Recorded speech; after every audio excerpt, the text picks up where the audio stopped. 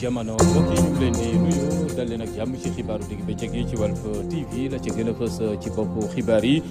mbirum caisse d'avance bu maire bu Ndakaaru tax na Khalifa Sall ak ñamu àtte leen lool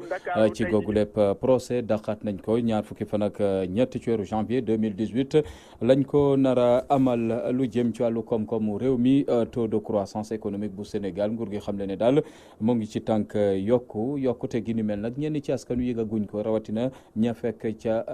kaw ga ne ba léegi la woon fa woon da ngeen ci dégg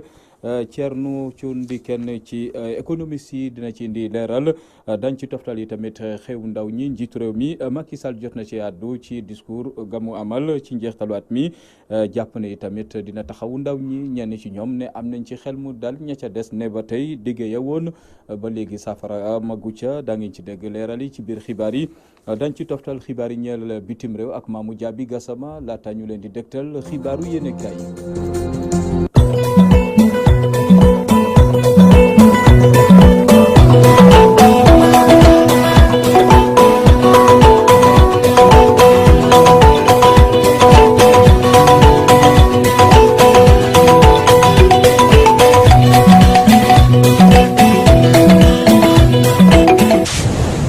Walfadjri TV leeru jamono mbokk yi ñu ngi leen di nuyu dal leen ak jàmm ci xibaaru digg bëccëg gi ñu fas yéene ko door rek géopolitique beeg mbirum yoon mbirum Khalifa Sall ak coowal caisse d'avance bu maire bu Ndakaaru procès gi ñu waroon a amalaat tey ji ci àllarba ji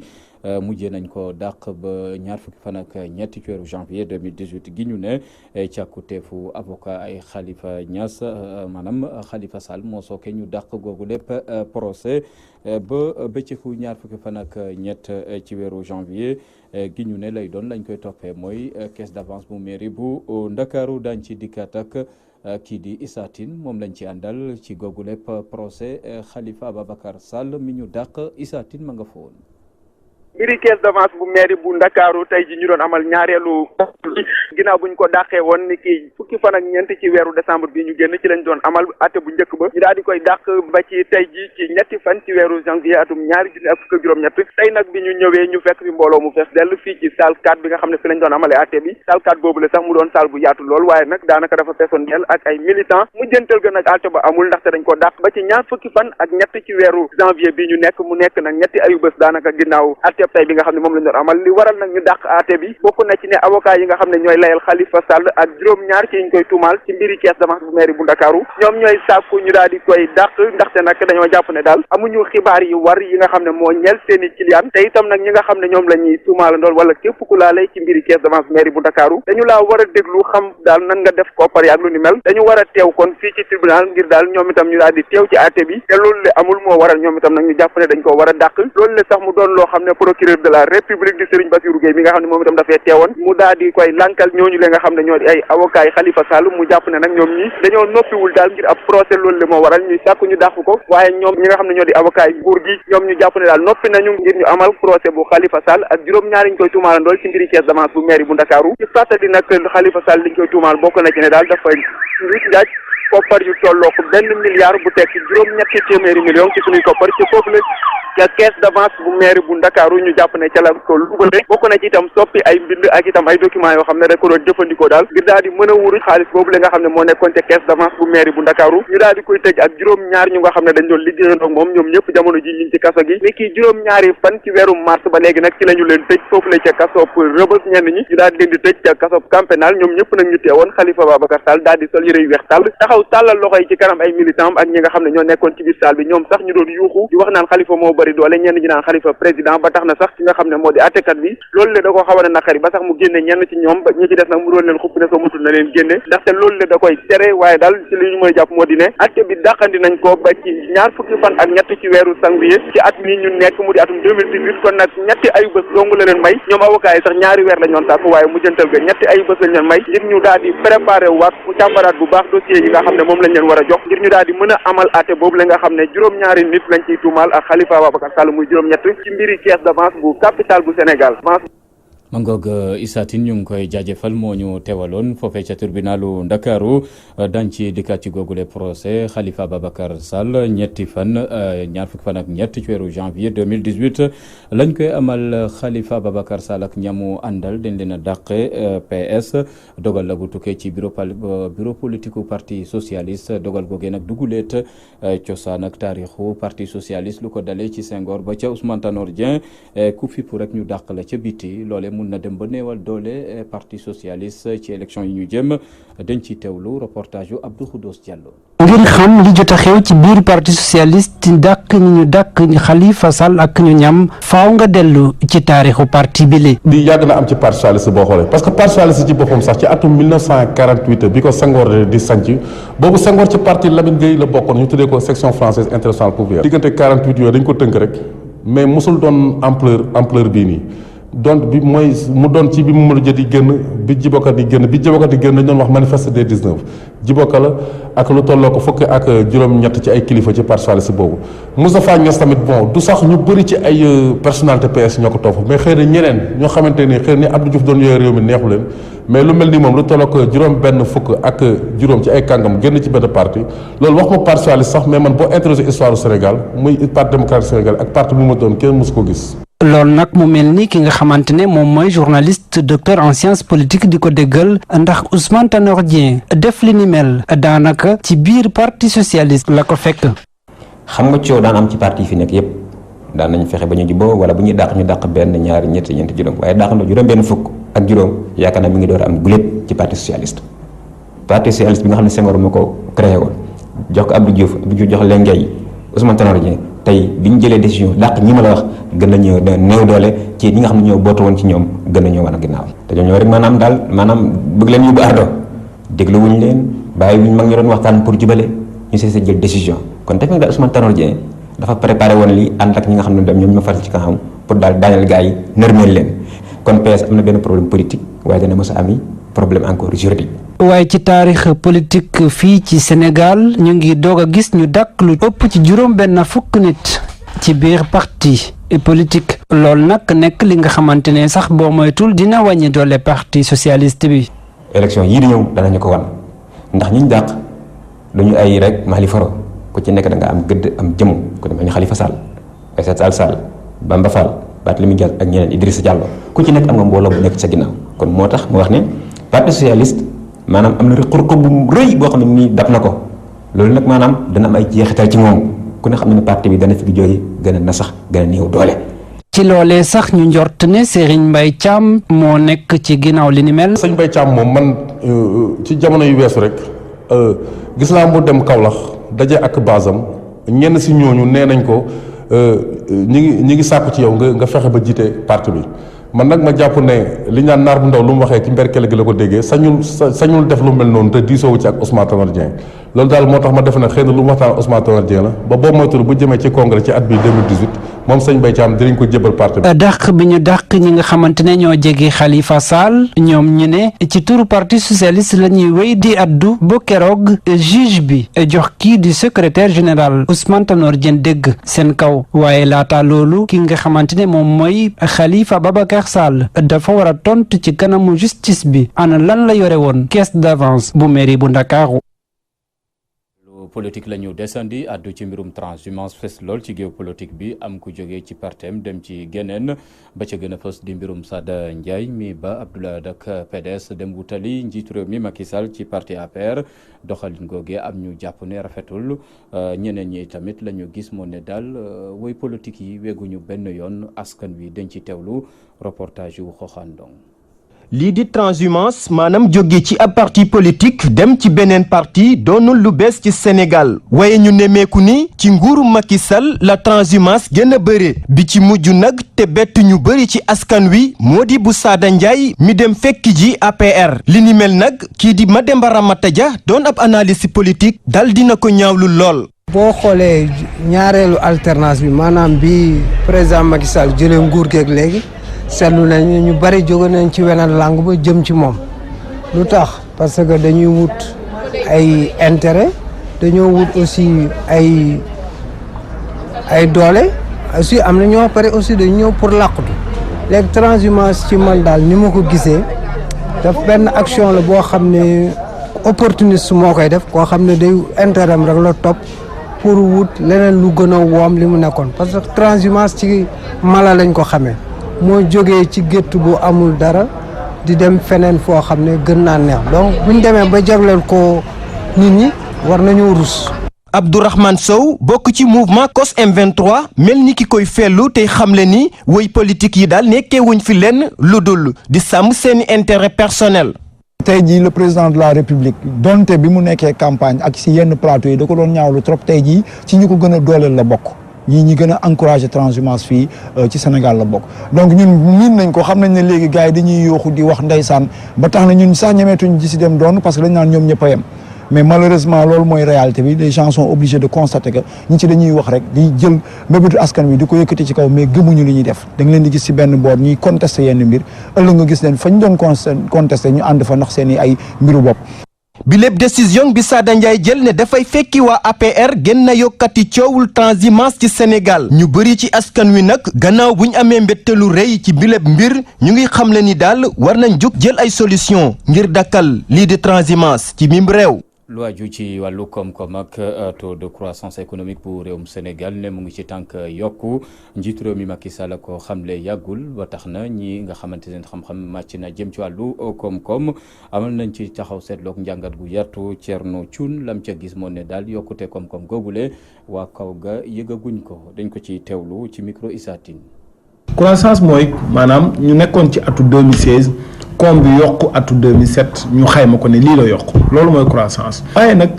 boo jëlee cas au Sénégal li si doon spécificité bi mooy dañuy wax croissance di ko wax ay ñetti at a ngi nii naan yokku na toll na dayo bi egg na 6% egg na 6,9% waaye nga xaw a génn tuuti dem si biir dëkk bi rek gis ne ni ñaa ngi jooy croissance boobu yokk ñoom gisuñu ko. boo jëlee ñun nag croissance Sénégal bi dafa mel ni dafa am si économie li ñu naan secteur tertiaire moo ko porté maanaam mooy télécom yeeg mine yeeg yooyu te yooyu boo ko xoolee ñi ko yor ñëpp li ko lal alalu waa bitim réew la. donc bu croissance bi yokkee ñoom ñoo ciy gagné donc bu duggee seen gafa dañ koy delloo seen dëkk donc du croissance boo xam ni la maanaam li ma soxaloon man ma gëmoon ko te muy lu baax mooy croissance boo xam ni secteur primaire ak relativement secteur secondaire ñoo koy porté maanaam mooy agriculture ak élevage ndax bu yokkoo foofu maanaam ñuy élevage ak agriculture foofu la sénégalais yi nekk. fa la ñuy liggéey donc bu yokkute googu dana mën a feeñ ci Sénégalais yi. bu croissance amee maanaam emploi day am maanaam liñ naan réduction du chômage. kon donc yow dëkk boobu da nga ubbeeku jël lépp liñ naan say bijoux say sociétés yi gën a mag jox ko waa bitim réew ñu yor ko donc bu si yokk comme amee yokkute gi si ñoom lay féetee ba du des sa dëkk. bu Diouf bu doon wax ne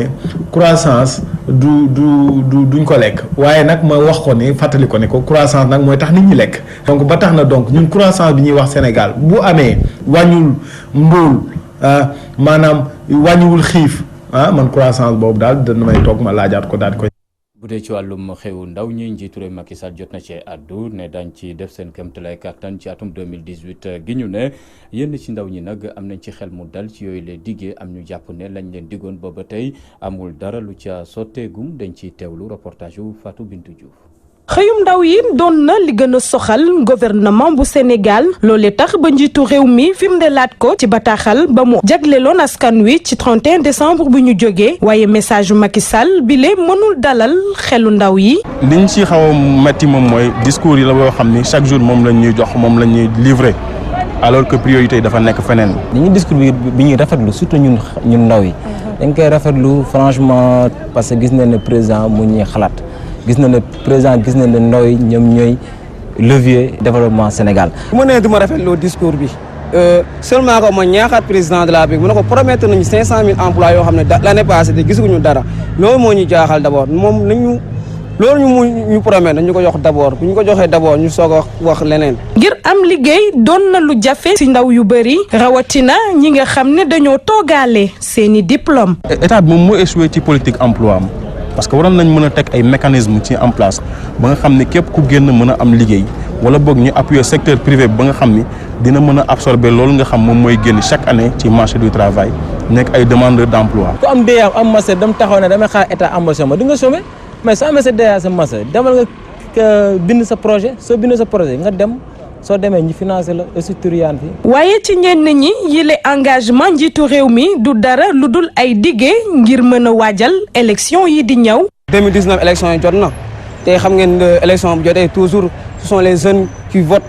pas c'est pas seulement ñoo ëpp masse électorale kon donc promesse électorale laa ko mën a jàppee. xëyum gone yi doon na lu ëlëm àdduna wërngal këpp waaye fii ci Sénégal lu ne jéem nañ ko 2012 ba léegi dara sotteegul loolee tax ba ñu bëri di laaj ndax 500 000 emplois yum président Macky Sall mbaa dina antu waaw wala déet. laaj lagu samp lu aju ci njàng meek njàngale mi ñi day élève ne ca lycée bu centre Talibou Dabo yëngu-yëngal ak ñaxtu la ñu xëyee tey amal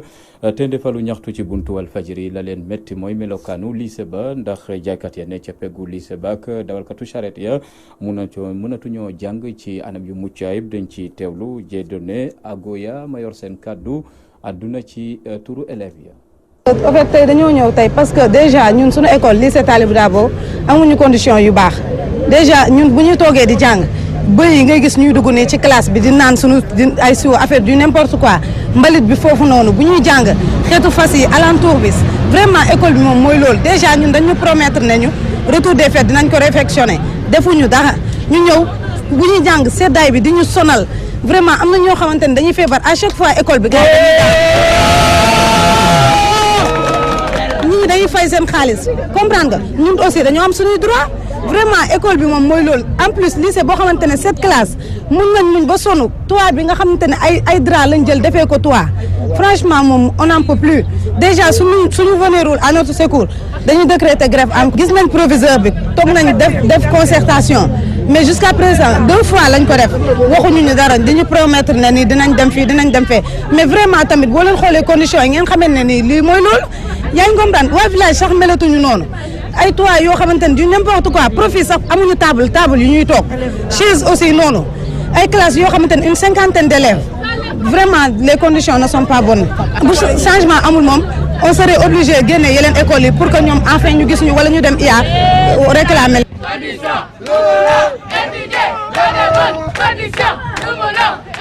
mu doonoon ñaxtu yooyu les élèves jàngee ca lycée bu Talibou Dabo fii ci Grand Yoff njàng meek njàngale mi ñoom jàngalekat yi ne bu ñu sañoon nguur gi taxawu leen ndax li mu jàngalekat yi néew na lool ak i tamit yenn ci ñoom di dund jafe-jafe yu tar ak ñàkk a sàmmonteek accord yéen jotoon a xaatim ak nguur gi jot nañ ko fàttali njiitu réew mi Macky Sall dañ ci teewlu Mamou Diaby Gassama. ci kaddu yu mu jot a yëkkati jëmale ko ci askan wi niki ci jeexitalu atum 2017 njiitu réew mi xamal na ne nguur gi lu ko gën a soxal ci jàng ak jàngale mi moo di ne tabax ay daara ndaka noonu ñi bokk ci kuréel jàngalekat yi ñoo ngi àddune ni Macky Sall da leen fàtte Abdoulaye Ndoye di secrétaire général du CUSEMS ak Doudou Ndiaye bokk ci kuréel bii di SUDES. lu ñu doon xaar ci président de la République mooy suñuy revendication mooy alignement indemnité de logement mooy accord yu ñu signé mooy problème yu salaire yi problème mu indemnité yi problème mu carrière u jàngalekat yi mu wax ci joxe ay instruction yu wóor mu am ay délai defu ko loolu moo tax ñu ne ñun vraiment discours bi gisuñu suñ bopp. gis nañ ne beneen feebar mu ngi ci biir école bi mooy ñàkk jàngalekat yu doy donc loolu ci li ñu doon xaar nguur gi la dégguñu ko ci discours bi ñu doon xaar nguur gi tamit ci bor bi nga xam ne yoreel na ko jàngalekat yi. question yi nga xam ne moo jëm ci question carrière u jàngalekat yi. ci yu bari yooyu ñu ko doon xaar te dégguñu ko ci moo tax ñun discours bi dañuy jàpp ne suñu yaakaar daal ci discours bi dafa xaw a tas. ni ki sax ñoom nee nañu am ñu benn yaakaar ci digge yi nga xam ne moom la njiitu réew mu jot a diggee tànk teguñu ci gët. yàgg nañ ñu diggee te duñ ko respecté ñun lu ñuy xaar ci nguur gi léegi muy diggee ñu def ñu respecté ko mu ñu defee ñu gis comme wax loolu ku def daal ñu gis ndax 2014 ba léegi nguur gee ñuy dig te du ko respecté. jëloon na. engagement yu ni mel jëfewuñu ko kon bu jëlaatee beneen engagement mënuñ ne dana ko jëfee mais daanaka dañuy jéem a rafet njort ne peut-être dinañu jéem a góorgóorlu waaye bii du ñu yem ci rek rafet njort mais bii dañuy xar suñu tànk tubéy pour jéem ko pousser que lii nga xam ne jël na ko comme engagement mu wéyal ko. wàllum jàng ak jàngale mi bokk na ci li soxal président Macky Sall ci bataaxal ba mu jot a fësal niki fanweer fan ak benn ci weeru décembre 2017 waaye syndicalistes yi ñoo ngi xamal ne ni ñoom gisuñu seen bopp benn yoon. bokk na ci leneen lu tax ñu ñaxtu yooyu le kuréelu syndicat di teq gañu teq yenn ci payoru jàngalekat yi ne jot na nguur gi jox cër jàngalekat yi waa SUDES ñoo ko xamle Amadou Diaw ne njiital SUDES ay kàddoom ci micro Mamou Diaby Gassama. ci fin du mois bi encore am na ay enseignants yu bare ci enseignants yooyu am nañu suñu camarade ñu signalé vraiment dañu am ay coupures sur le salaire loolu nag ñun ba léegi comprendre ñu lu tax mu amaat coupure sur les salaires ñu dagg ci salaire yi ndax def nañ ko fin novembre ministère des finances nee na boobu erreur la woon di ñoom ñoo juumoon ba def erreur technique léegi nag kenn xel mënul nangu vraiment que une deuxième fois ñu defaat yi même erreur bu dee loolu la ci ñun daal ci suñu xalaat vraiment dañ ko def volontairement ndax salaire boromam moo ko moom bala nga laal ko il faut nga vraiment nga kooku xam lu tax nga laal sa salaire am. li ñu bëgg daal mooy d'abord mu indi leeral ci mbir mi. bu fekkee ne kii dafa war a continuer wala amuñu lu leer ñun dañu ne danañ waxtaan ak suñu naataango yeneen syndicats yi pour seet vraiment ban pexe lañ war a jël pour que situation bi mu bañ a amaat tey nag pare nañu ci action bu nekk fu nekk. lu aju ci wàllu paj mi fale ca diwaanu Louga askan wi doon ñaxtu say su ne ci bërëbu fajukaay yi maire bu Louga Moustapha Diop sampal leen ab poste de santé goo xamante ne luñ ci xayma ci koppar toll na ci 200 millions ne dañ ko samp ca Medina Salaam dañ ci teewlu Omar Kayre. maire bu Louga di Moustapha Diop nekk tamit ministre de l'industrie des petites et moyennes industries may poste de santé bu Touba Seras ab ambulance ba ñuy joxe caabi oto ba nag la askan wa fa dëkkee daal di fay yëkkati yenn ci seeni ay doléances yu demee ni ko ay poto lampe ci mbedd mi ak lu mel ni ay branchements sociaux. am na ñoo xam ne fayoon nañ ba pare 14500 branchements sociaux yooyu ba léegi ndox mi mënatul a dugg mën nga koo débloqué ko pour ñëpp mën cee jot seen part.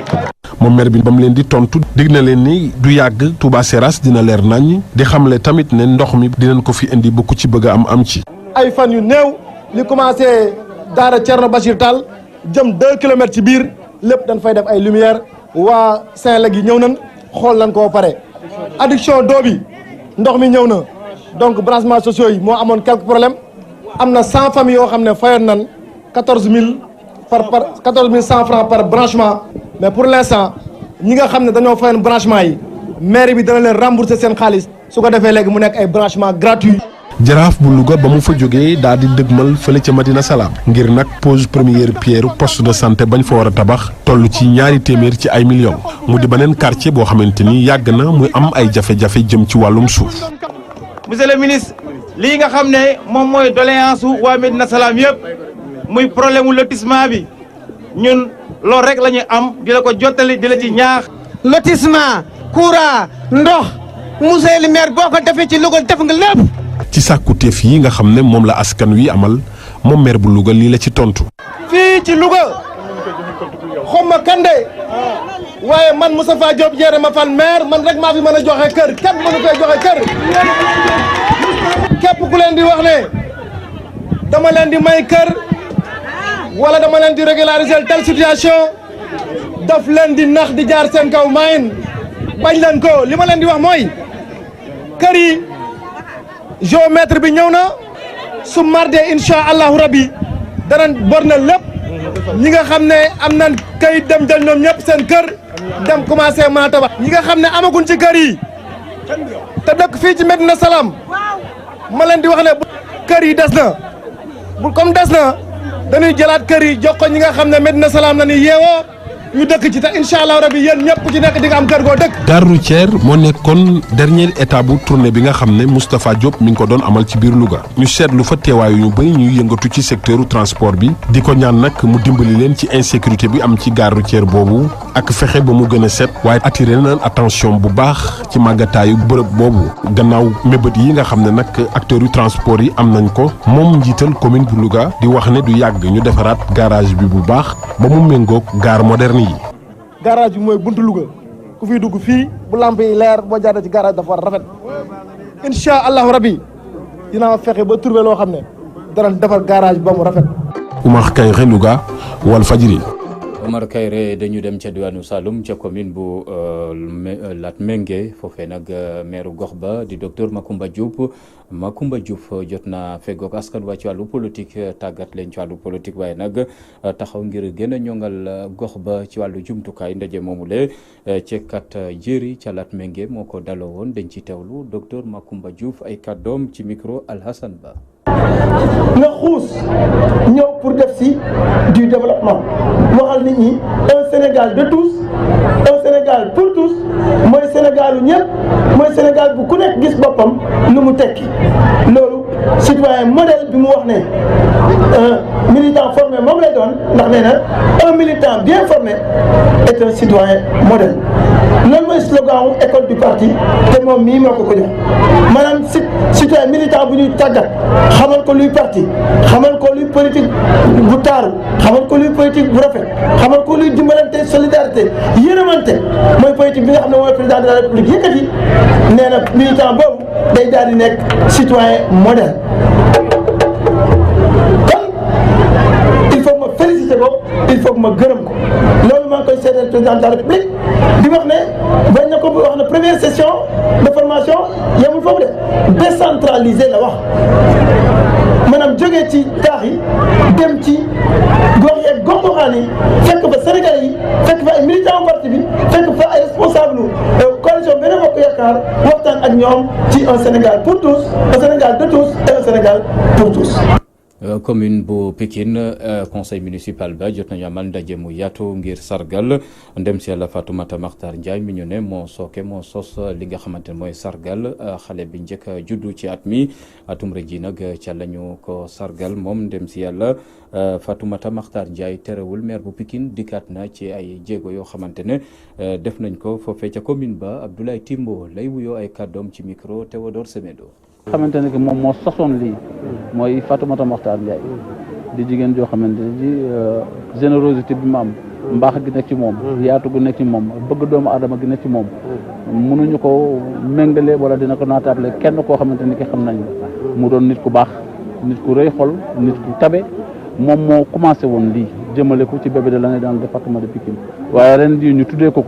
waaye bi ñu ko tuddee it gis nañu ko parce que fu ñu ci dem doom bu jigéen lañ fay fekk ba ñu njëkkee dem ci arrondissement Dagoudane bébé ba di xale bu jigéen ñu génn fa dem arrondissement Thiaroye bébé ba aussi di xale bu jigéen ñu ñëw fii ci arrondissement des Niayes bébé bi di xale bu jigéen Fatoumata Makhtar Ndiaye moo matal lépp donc vraiment ñu ngi koy ñaanal yàlla foofu nga xam ne fa la tëdd yàlla na ko gënal fii di wax ne aussi sur le plan sanitaire am na liggéey boo xamante ne sumb nañu ko te ku xool fii gis bâtiment yi ne pare na muy ay bloc opératoire yoo xam ne ville de Pikine moom moo ko tabaxu ko rek fii ci Kër Massar mais da ko tabax ca Dominique da ko tabax aussi ca Diamaguène Sicap Mbao tabax ko fii donc ñetti district fu ci nekk def nañ fa benn bloc opératoire matériel bi war a dem ci bloc opératoire yi jënd nañ ko ba pare li ci des moom mooy fluides médicaux yi nga xamante ne bi affaire bu technique la incha allah rabbi dina ko defal du yàgg yaakaar nañ ne fii ak ñaari weer dinañ ñëwaat fii Kër Massar incha allah def inauguration bu am leen luñ ci dolli woon moom mooy aussi ci sur le plan sanitaire toujours ci wàllu wér-gu-yaram ñu tabax aussi benn dispensaire fële ci grande mosquée bu Pikine pare na équipement yi aussi jënd nañ ko waaye boobu moom mënaguñ koo inauguré parce que la ne ca wetam dafa rëy lool ba ni mu tuutee dañuy xaar ba nga xam ne ki moom mbir yu rëy yi bu ñëwee rek ñu jébbal ko moom it mu inauguré ko muy président de la république son excellence Macky Sall. ci wàllub diine la ñu fas yéene àddu kuréel gi boot ay daayira bu soxna Maam Jaara Buso amal ndaje foofee ca Géejawaay ngir waajal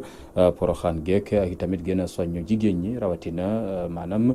taxawaayu jigéen ci diine islam jàngal leen ko loolu itamit jot nañ ko fa waxtaanee Ndey Diop mi jiite googule fédération gi boot daayira yu soxna Maam Jaara Buso àdduna ci micro Théodore Semedo. muy bés yi nga xamante ne Union Jaaratullah des femmes mourides dafa jaayante di ko yëkkatee darajey Maam Jaara ci saa boo xam ne ñu ngi waajal poroxaan muy ajjuma ji nga xamante ne moo tombeeg le 12 janvier ñu woote ko ca place de l'Obélisque ren ji ñu jàpp ne day bërëb boo xam ne dafa neex a ñëw neex a jóge moo tax ren ji fa la ñu woote bis bi muy le 12 janvier le 14 janvier di bésu njukkal Maam Jaara bi nga xamante ne moom lañ daan def Grand Théâtre National ñaari bés yëpp it ñu jot ci ndigal ci Cheikh Mamadou Mountakha ibnu Cheikh Mamadou Bachir keroog ba may dem ci moom ñu yees lu ji ndigal ci bés yi ndax du benn yoon buñ koy yëkkati lu dul delluwaat nañu Touba mu yeesalaat ndigal li ñu soog a teg tànk ci liggéey bi di woo ñëpp xam ne lii day liggéey boo xamante ne Union Jaaratullah di mbooloo moo xamante ne dañoo takku bëgg Maam Jaara fukki weer ak ñaar suñu yëngu ak suñu dal yëpp nekk liggéey bii ñuy liggéeyal Maam Jaara di ko delloo njukkal ci bis bi kon kenn ku nekk na ko fonk thème yi nga xamante ne moom la ñu war a waxtaane ci bis boobu nekk na lu jëm ci njàngalem alxuraan ci jigéen ñi ak fekk gi mu leen di fekk ci yàqute jikko ji ak yàqute jamono yi ñuy waxtaane tamit lu mel ni jàng ci saw làkk ni mu gën a nekkee tawféex ci jàng ci làkk woo xam ne làkku jëggaan la looloot dinañ ko waxtaane waaye bu nekkante ne nag ci bésu grand théâtre bi sëñ Cheikhouna Bousso moom sëñ Fallou Bousso dina waxtaane sell ak sàmm gi nga xamante ne moom la ñu sëñ Muntaxa dénk ci doxin. yegg si nañu ci xibaar yi ñeel bitim réew bu nees ki se lay doon.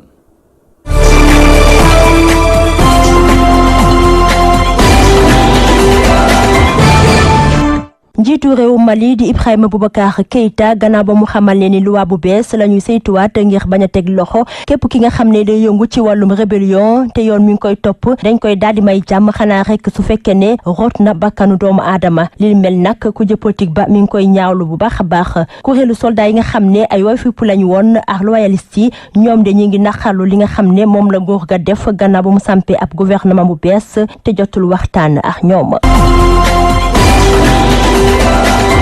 ca Guinée Conakry ñu toogal askan wa ca penc ndaw réew ma am nañu rëkk-rëkk ngir jàllale ab code civil bu bees loi boobu def nañ léegi ñaari at waaye boobu ak léegi voté wuñu ko ci assemblée nationale ndaxte loi bi day addu ci wàllum polygamie maanaam góor bu amee ñaar ba ñett ba ñeenti jabar bu ñu sukkandikoo ci jëwriñ bi ñu dénk wàllum yoonu ca réew ma ca Guinée Conakry jël ay soxna yu bëri am na fa doole lool ba ci kilifa yi nga xam ne ñoo ŋànk réew ma.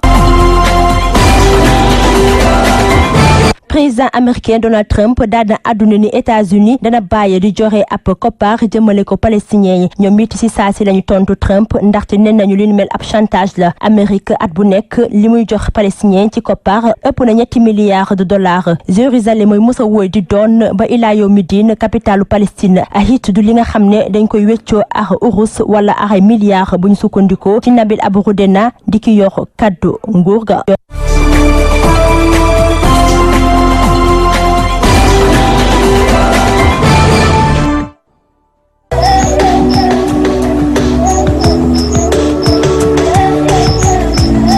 dal leen ak jàmm yéen a kii Walf Quotidien xëy leeral lënt yi am ci marché publicité bi jëm ci wàllu média yi toll ci $20 milliards yéen a kii ne taxas jëmee boor ndax RTS moo akimoo lépp bu ñu sukkandikoo ci njiital 2STV El Hadj Ndiaye mi wax ne RTS moo fab lépp ba as tuut ci koppar yi télé privé yi waroon a am RTS moo leen ko xañ ci biir yéen a kii bi njiital groupe Walfadjri Sidi Lamine Niass ne $20 milliards ñu jagleel wàllu publicité ci média yi Walfadjri bu ci amoon 1% maanaam téeméer boo jël mu am ca benn ñu mun a wax waaye furaas Sidi Lamine Niass ne ñàkk yemale dëggantaan moo am ci secteur gi ni mel nañuy joxe publicité yi awul ci yoon te anam yañ koy séddalee jaaduwul Sidi Lamine Niass ne ndax bu aju woon donc ci wàllu tolluwaay kon Walfadjri dina cëru bu baax ndax mosta génn ci ñett ñi jiitu saay su ne Walf Quotidien jafe-jafe yi ni mel yóbbee na tey ñàkkum xëy mi ba ci entreprise yu tàmbalee tëj ba ci mujj di yéene kaabi di Nouvel Horizon ajuma ji ñu jëm la fas yéene tëj ràpp ay buntoom ndax ñàkkum koom gannaaw ñaar fukk ak benn doon yéene kaay bu ñu ràññee lool enquête ne gannaaw ay weer ca ndungu siin moom maire bu Ndakaaru Khalifa Sall tey jii la fas yéene jàkkaarloo ak attekat bi jëm ci coowal caisse d'avance bu mairie bu Ndakaaru enquête ne waaye coppite am na ca kii di Malick Lamotte moo wutu juge Maguette Diop ci dossier gi ni mel enquête gis ne bile procès ci dàq ko lañ jëm laas ne dàqaat nañ ko ba jëmi jamono te kii di Malick Lamotte moo fas yéene saytu audience ba yéen a bi di l'Observateur feelu ko ne puusaat procès Khalifa Sall filek ñaari weer doon lu yitteel lool ay avocat yi soxla teewaayu Moustapha Niass ci googule audience soxla teewaayu Idrissa Seck rek teewaayu jëriñ gi ñu dénk wàllu koom-koom Amadou Ba ba ci teewaayu Ousmane Tanor Dieng jiital parti socialiste l'évidence ne yaayu Khalifa Sall ne ci wéetaay gu méttee métti ba ay rongoñam laal suuf ma ngay ñaan saay su ne ngir doomam génn kaso La Tribune gis ne bile dossier Khalifa Sall jur na coow diggante Alioune Sall ak maire bu Paris Anne Hidalgo yéen a cabinet gannaaw kàddu yamu yëkkati fan yi ñu weesu moom maire bu Paris Anne Hidalgo xamle woon ne daañu taxawal ab kuréel gi saytu maire yi ne ci jafe-jafe ba jotoon a ñaawlu li xew ci dossier Khalifa Sall La Tribune ne doon lu metti lool Alioune Sall mi jiite kuréel gi boot maire yi ne ci Sénégal yéen a cabinet bataaxal gu weex xàtt la bind jébbal ko maire bu Paris ngir sàkku ci moom mu mandu ci bile dossier ne na ci tey ndax du yëfu France yëfu Sénégal la Libération ne dossier Karim Wade gi fagul ña ngay gëstu moomeelam ca Monaco ña ngi fay lu ñutu lu toll ci ñaar fukki compte bancaire ak ñeent yu Karim Wade Libération ne ci googule gëstu daañ ci gindi askan wi fukki fan ak juróom-ñetti ci weeru janvier 2018 gi ñu ne yéen a bi xuus ci ndaje bureau politique bu parti socialiste Ousmane Tanor Dieng ma ngay leeral lu sooke dàq gi ni mel ne bokk na ci ña sooke woon ndaje ma woon ca Kaolack te doon wax ne daañu kalaame ci yoon jiital parti socialiste Aminata Mbengue Ndiaye ay kàddoom ci le quotidien ma ngay leeral ne kii di Khalifa Sall moo ñàkkaloo Ousmane Tanor Dieng élection présidentielle 2007 yi ñu weesu ñàkkaloo Ousmane Tanor Dieng élection présidentielle 2012 gi ñu weesu Khalifa tax Ousmane Tanor Dieng ay mbiram sottiwul ci yooyu les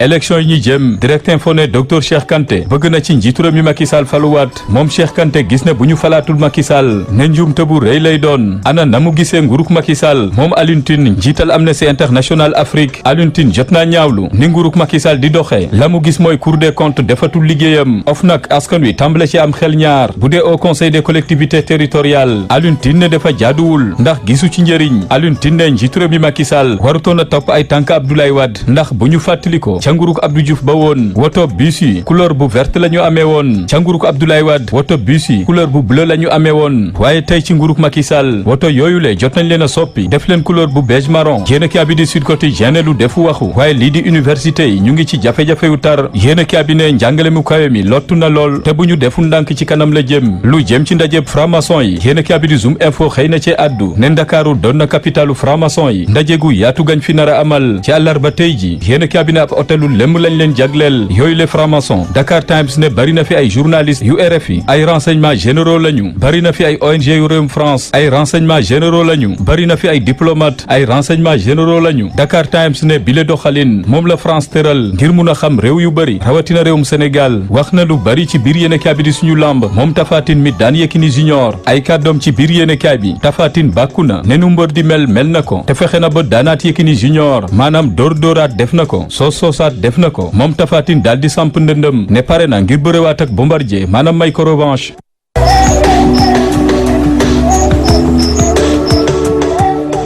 jamono Walfadjri TV lu nuyoo tàggatoo jot na ci xibaar jaajëfal Ajaratu Penda Diallo Gueye mi ne woon ci machine bi réalisation xibaar yi El Hadji Ousmane Sène mbokk yi ci noonee ñu fas yéene leen dégtal ganuk magazine bi Aba Mbaye lay wuyoo bokk ci parti socialiste laaj ak tontu dox digganteem ak Moustapha Diop.